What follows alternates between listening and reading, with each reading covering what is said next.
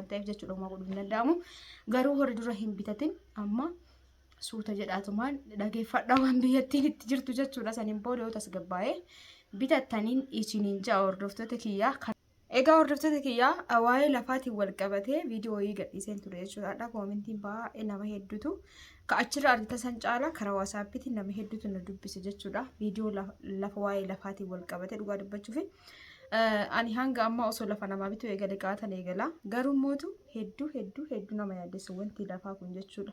Durumaayyuu amma immoo kun akkuma isin beektanii. Assalamu alaikum warahmatullahi wabarakatuh. Akkam nagaa jirtanii hordoftoota kee jaallatamuuf kabajamoo akkam jirtan fayyaa keessanii alaamanni isaa namni keessan dalagaa fi ammaan fakkaata jecha na bira bareeda alhamdulillah. Isin biras bareeda akka ta'e abdiin qaba. Itti aansuun immootu wanti anarra dubbachuu dhufe viidiyoon san jalatti koomentii garaagaraa argeen ture jechuudha. Akkasumallee warri keessan na gaafattan waa'ee lafaa ani bituu hin danda'u, bituullee hin fedhu, waan biraatiif miti jedhee isinitti himeen ture jechuudha. Viidiyoo san keessattuu haga takka isin naasa'een jira. Akka yaada kiyya ibsachuu fi xaaxaa qaba jechuudha wanti lafaa kuni. Wallaahi osoo danda'e nama kamiifuu ni bita garuu xaaxaa qaba jechuudha. Maaliif isinin jedhe waan bira waan nama biraatiif dhiisaatiin lafuma nama gadhiise kana obboleetti tiyya gizee binnu yeroo sanitti kan gabaree ture jechuudha. Namni keenya baay'een amma fakkeenyaaf koomentiin keessan argaan ture. Dhugaadha namni gariin baay'een keessan rabbi irraa haa qabu karaa san akka irra finne jettanii du'aa godhaa jirtanii ulfaadhaa galatoomaa isiniin ja'a. Gaariin immootu maaliif laaltanii hin bitinaa? Maaliif namni keenya martuu akka namatti taphataa warri biyyanaa jirtan jechuudha. Maaliif kaartaa filaanii kan qabne himaa bittanii? Waaqa yaada akkasitti jechuudha baay'een keessan isinillee ni beekanii hubadhaa isinillee dhugaa jettan. Garuu namni baay'een wanti sababa lafa kanaa bitamuuf yeroo sanitti maallaqa keetti irra dhaabbatameeti jechuudha. Fakkeenyaaf waggaa sadiinadhaa qarshii xiqqishuun bita jechuun amma wajjin bira qabdee gizalaaltu gara qarshii 300 akkasitiin bitame yeroo sanitti 200 jechuun walumaa galatti jechuudha. Yeroo sanitti birriin sun widdii danda'u. Yeroo masanitti illee taanaan kaartaa pilaanii bita qaba yoo kan qabu bita jette 700 ta'uu danda'a jechuudha. Kanaafuu baalaansii yeroo sanitti qabamu wal bira qabamee ilaalameeti kan wanni san kan gabaree san kan bitamu namni baay'een maallaqa garaagarummaa itti fi qaba waan ta'eef garuu gizee uumama baasuuf itti deemte tokkuma jechuudha. Sansan laaleeti namni akkas bitu akkasumallee mootu yoo bakka jaalatte yoo naannawa jaalatte lafti sun kaartaa pilaanillee qabaatu baattu akka duraaniitti jechuudha. Akkas yaadameeti kan bitamu akka ofirra keenya dhaabbanne gizee laalutti kaartaa pilaaniin itti ba'uu danda'a. Lafti sun gabareeti bareeda bakkillee jechuun ispaaltii diqqishuma isii tarkaan diqqoo keessa ol seenta dhihuudha jechuudha gara magaalaatti dhihuudha. Sansan laalameeti kan bitame yeroo sanitti ammallee homaan taane garuu homaan taane karatu garuu akka mootummaan amma kun akkuma argitan kana lafa kun waggaa meeqa ture mana waggaa meeqa ture waggaa 20 waggaa 15 namni keessa ture. Sansanuyyuu karaa bal'isna kan jedhuudhaan kaasaa jiran. Sansaniin malee akka gizee saniitti uummata akka rakkoo hin qabaatteeti miti jechuudha kan bitamte. Namni kamuu gizee maatii ufiitii ijoollee ufiitii obboleeyyan ufiitii gizee lafa bitu osuma wanni isin hubatu qabdan guddaan warri biyyaa jirtan obboleessi keessan isinii bite obboleettiin keessan isinii bite haadhaaf abbaan keessan isinii bite yeroo sanitti wanta isin jalaa badu namni isinii bitu yaadu hin jiru jechuudha. Wallaahi maaliif namni maatii ijoollee ofiiti abbaallee taanaan haatillee taanaan waan gaarii siif yaadan malee waan badaa miti jechuudha. Gaaf bakka hin jirretti sii godhan immoo daranuu akka hadaraatti itti ulfaata waan ta'eef badaa bituuf yookaan immoo kan xaaxaa qabu bituu namni barbaadu hin jiru jechuudha. Amaanaan namaa hedduu ulfaata. Kanaafuu yeroo sanitti sansan laalameeti kan bitamu itti ba'a waan ta'eef jechuudha. Itti baafamee kaartaa pilaanii nama harka ga'a waan ta'eef sanis kaartaa pilaanii itti baasnee irra nuti amma. Garuu seerri ammaa kun immootu ilaala namni waggaa 5 wallaa waggaa 15 nama mana keessa jiraatee amma bara kana jira diigamee jira jechuudha. Kanaafuu maal isin jechuu barbaade yeroo sanitti uummata akka rakkoo godhateeti miti ilaalchifameeti maandisii yeroo san kabitame lafti bira hin ga'u yookaan immootu tarkaanfii 8 karaan kan jedhamu lakka'ameeti karaa naganoo irraa fudhatame kaafee kaalee 180 akkas. Isin galee yeroo sanitti maandisiin laalameeti kan bitame garuu wanti amma laalame yeroo san laalame sun ammatti hin hojjetu jedhame jechuudha. Kanaaf ammas hin beekamne bakka sanii hin dhufne irra hin geenne. Saniif isin himee namoonni waa bitattan namoonni akka jettanii yaada keessan barreessitan badoomaa fi miti namni keessan warri keessan obboleeyyan keessan lafa akkasii kan bitamu maaliif kaartaa pilaanii gizee itti ba'e seera qabeessa ta'a jechuudha. Akkasumallee immoo kaartaa pilaanii qabuu fi kan hin qabne gatiin tokkoo miti garuu kan pilaanii hin qabne sanis gizee itti baasuuf wanta garaagaraa baastu bu'aa jechuun waluma bira dhufa jechuudha. Birrii bidiqishuu garaagarummaa qaba. Ka'ammaa kun immootu kaartaa pilaan illee qabaatee yoo kararra jiraate hin diigama jechuudha. Isin galee kanaaf gizee lafa bitattan of eeggannoo godhaa jechuun bitanii boorra bituma dhiisuu birrii harka qabatanii diqqoo isii haga tasgabbaa'utti jechuudha akka yaada kiyyaatti. Yoo diqqaatee haga tasgabbaa'ee jalqaban kun raawwatee tiniin bakka allas jedhutti hin bitinaa isiniif jedha akka yaada kiyyaatti. Kanuma isiniin jechuu fi kan naan adda dhufellee namoonni baay'ee waan komentii akkasittaniif badaa namni yaadeetii miti jechuudha. Amma fakkeenyaaf nu gizee binu sana akkuma durri isiniin jedhe lafti bira akka maandisiin ilaaletti lafti karaan garasii dhufullee ka ganaa dhufullee bira hin ga'u jedhameeti jechuudha. Akka seera ammaa kanatti immoo sirriitti irraa murama gizee yoo itti dhufe karaan. Akka yeroo saniitti jedhamee namni ijaaree jira amma safara sanirra jechuudha. Akka yeroo saniitti nuti yeroo sanitti waan ijaariniif malee jechuudha.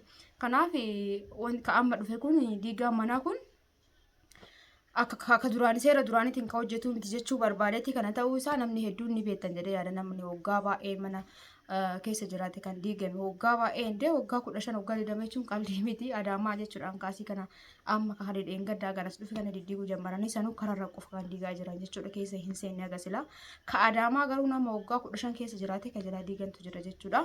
Kanaaf seerri kaleessa hadhaaf ta'aa jiru jechuu barbaadeeti.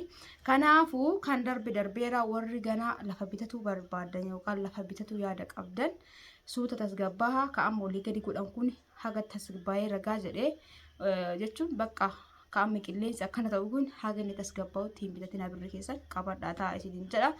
Warri bitattan immoo kan waan biyyi ta'e jechuudha. Waan biyyi ta'e waan ta'eef sammuu keessan uf hin jeeqina. Bakka nuti yoo fudhatanillee jechuun maal godhuu hin dandeettu jechuudha. Osoo ijallee ooltee sammuu kee hojjetta malee wanni gootu hin jiru. Alhamdulillah jedhaniitumaan waan dhufu laaluudha jechuudha.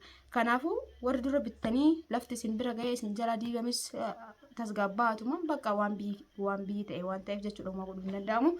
Garuu warri dura hin bitatin amma suuta jedhaatumaan dhageeffadhaa waan biyyattiin itti jirtu jechuudha. Saniin booda yoo tasgabbaa'ee bitattaniin isiniin ja'a hordoftoota kiyyaa kanaaf warri keessan na gaafattan allafa bituu hin danda'u nan gaafatidha. Wallaahi jechuun bakka antiin qabuu hin barbaadu wanti nama irriba nama orga jechuudha. Wanta ol kaatee nama godhu anan fakkeenyaaf akka yaada kiyyaatti akka ofii kiyyaatti jechuudha. Waan tokko waan maallaqaan bitamu yookaan waan ofii keetti deemtee nama godhuu dandeettu takka yoo ta'e waan si harka jiru takka yoo ta'e nama tokkoof rakkattee rakkoo uumaa miti jechuudha. Maaliif akka kee taatee nama tokko rakkattee ofii keetti keessan duuba aanstee dursa kennite nama sanii hadaraa si kenna dararaan ulfaataadha jechuudha. Kanaafuu ni goota beekte garuu waan nama si harka hin jirre kana waan seera itti baasu kan qaama biraa ta'e kana gootellee akkasitti siin qulqullaa'u jechuudha. Hojiin akkasii kanaaf namoonni lafa naan jettan viidiyoo kana erga gadhiisa nama hedduu na dubbise jechuudha. Kanaafuu ani lafa bitu akkasitti hubadhaa badoomaa fi miti isiniin jedha. Kanaayyuu kabinne kanaayyuu bakka hagamta akka nama cinqu waan waggaa 3-4 dura bitame isin galee. Kanaaf akkasitti ilaalaa namoonni immootu ijaarsaaf fakkeenyaaf hamma ijaarsaaf yaadaa jirtan haga tasgabbaa'utti sanillee dikkoo isii obsaa isin ja'a hordoftoota kiyya akka hubattan abdiin qaba. Kanuma isiniin jedha siimboo lafa nuu biti siimboo lafa nuu biti lafa nuu laali kaareen 200 meeqa baay'een keessanillee kaareen 200 meeqa asirratti yeroo ammaa kana qarshii meeqa kaseera qabeessa ta'e kaartaa pilaanii qabu warri jettan lafti bakka akkuma naannootti garaagara jechuudha. Waan isin beekuu qabdan jechuun ganduma gandaan garaagara akkuma seentarii magaalatti dhiyaatuun akkuma gara magaalarraa fagaatuun gandi martuu garaagara jechuudha. Maallaqni isaa kaarii 200 ta'ee gatiin ganda 9tti miliyoona yoo ta'e ganda 4tti sanii gad ta'uu danda'a akkaataa naannootiin jechuudha. Kanaafuu gatii dhaabbata hin qabu jechuu barbaadetti garuu asallaa duraan ni qannasaa ture amma alla walame wallahi miliyoonas galuu danda'a sanii olis 900,800nis jiraachuu ni mala alla walame garuu hin agarre haga miliyoonas sanii olis miliyoona takka qofa osoo hin taane akka naannootiin Inni akkasii hordoftoota kiyyaa akkaatuma naannootiin garaagaraa ganda jechuun akkaatuma gandaatiin haga miiliyoona 2 jiraachuu danda'a. Miiliyoona 1,500 jiraachuu danda'a. 900 miiliyoonas jiraachuu danda'a. Gatiin dhaabbataa miti jechuudha. Akkaatuma naannootiin garaagarummaa qaba. Laftis akkaatuma lafti magaalarraa achi sixxuu fi as sixxuun garaagarummaa qaba jechuudha. Kanaafuu warra akkasii ta'e nama gaafatan dhaabbataa miti naannoo irratti hundaa'a gatiin lafaa. Akkasitti hubadhaa isiniin jedha tasgabbaa'aatiin suutatti bitadhaa isiniin jedha hordoftoota kiyya.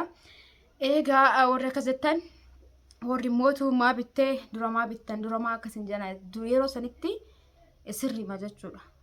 Amma fakkeenyaaf amma kan mana ijaarratee waggaa 10 keessa jiraatee amma diigame kun yeroo sanitti sirrii ta'uu dhabeetii miti jechuudha. Waan hadha dhufe waan yeroon booda dhufe seerri kun boruu san boodallee iftaan minaanis akka maal akka dhufu hin beeknu. Akkasitti hubadhaa namni isin jala diigamellee sammuu keessan isin jeeqina wanti ta'e wanta biyya hojii ta'e biyyuma hojii ta'an jechuudha. Akkasiin jaa hordoftoota kiyyaa warroonni meeshaa dhagaafattan immoo inshaallah meeshaa babbareeda na biratti ni argatan meeshaa kwaalitii asumaan asallaa gisee dhaqullee Arabiyaa Majalisii nama lamaa mana lakkaa'utti ture naannoo kiyya ture waan ta'eef Arabiyaa Majalisii illee namoonni barbaadan heeloo jettanii ayyatu dandeettan jechuudha. Gatiin isaa bareeda jira amma jechuun doolaarri ol ka'uu isaatiin xiqqoo dabalus gisee birraa immoo san dachaa dabala jechuudha. Kanaaf asumaan mana nama lamaa lakkaa'een ture asallaa gisee deemuuf duratti akkasiin jedha gisee beetti isinitti agarsiisa. Kanaafuu meeshaa mana keessa Arabiyaa Majalisii waan barbaadan meeshaa kwaalitii konfartii babbareeda dabaratti argattanii viidiyoo hin goone xiqqoo biizii ta'e konfartii yookaan algaa libsii babbareeda orijinaala jechuudha. Akkasii inshaallah viidiyoo gadi isinii dhiisa. Hanga hundi keessanii bakkuma jirtanitti fayyaa naa qabaadhaa warri waan kana gaafattan akka naa hubattan abdiin qaba. Egaa viidiyoo biraatiin walitti deebina jechuudha hordoftoota kiyyaa. Akkuma achi dhufeen karaa sanii ilaalee dhufee viidiyoo gisee koomentii ilaalu argaa jennaan viidiyoo kana isinii horaalee kanaafuu namoonni akkas jettan namoonni bitachuu yaada qabdan suuta tasgabbaa laala namoonni immoo dura bitattanii karaan bira ga'a bira ga'u jettanii sammuu keessan of hin cinqinaa bakka akka biyyi ta'e taatan jechuudha. Bira ga'us gisee bira ga'e ilaaltanii bira ga'uu baatus sammuu keessan bira ga'u ni yaadnaa dhugaadha. Anuu akka kiyyatti kanumaafuu ni yaada sirriitti jechuudha. Garuu mootu waan godhu qabu. Kanaafuu kana itti maasammuu keessanitti bakka yoo diigames orguu waan hin dandeenyeef jecha akka biyyi ta'e ta'an jechuudha. Fakkeenyaaf namooti lafti inde gisee lafa jechuudha. Gisee mana akkanatti waa irratti barreessan barruun sun 10.5 5.2 ምናምን jettisan jechuun meetira hagana diigama manni kun jedhama. Ka guutumatti illee ka ufaa jira. Ka guututti fudhatan san tariiti takka'uu danda'a yookaan bakka namaa buusuu danda'an jechuudha hin beekamu. Kanaafuu sammuu keessan of hin jeeqinaa isiniin jedha wanni fidan hin jiru waan ta'eef jechuudha. Homasuun bareedaadha namni bitachuu yaada qaban immoo tasgabbaa akkuma dura isiniin jedha sanitti bara haarawaatti seerri haarawatti ba'uu danda'a. Egaa kun tasgabbaa'in booda bitattanii isiniin ja'a hordoftoota kiyya kun yaada kiyya. Egaa kana fakkaata kanama isiniin jechuu fi namoonni du'aa gootan ulfaadhaa galatooma isin jaaladha isin kabajaa. Wanni biraa mootu yeroo itti aanu argina. Yeroo itti aanu viidiyoon walitti deebina jechuudha. Hordoftoota kiyyaa hangasituu bakka jirtanitti fayyaa naa qabaadhaa isin jaaladha isin kabaja. Halkan gaarii isin haa ta'u. Baay baay.